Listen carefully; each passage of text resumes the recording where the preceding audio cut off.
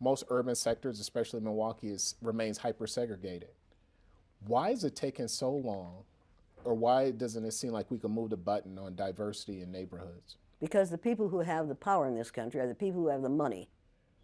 And the people who have the money are going to decide where people live. You need to realize that there are more children attending segregated schools in the United States today than there were previous to Brown versus Board of Education. And that's a fact. You need to realize that it is not the intent of white people to let this situation change in favor of anyone but themselves. And right now, white people are really frightened.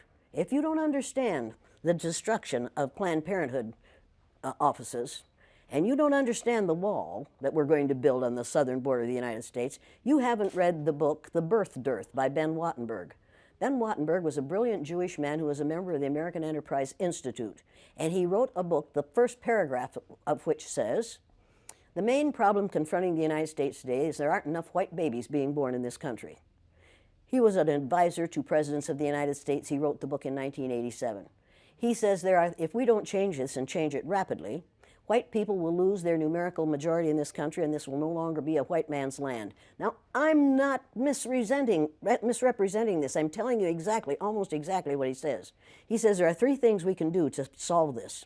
Number one, we could pay women to have babies, as they have been doing in Western European nations for years. Then he says, and these are his words, not mine, unfortunately, we would have to pay women of all colors to have babies, so we don't want to do that.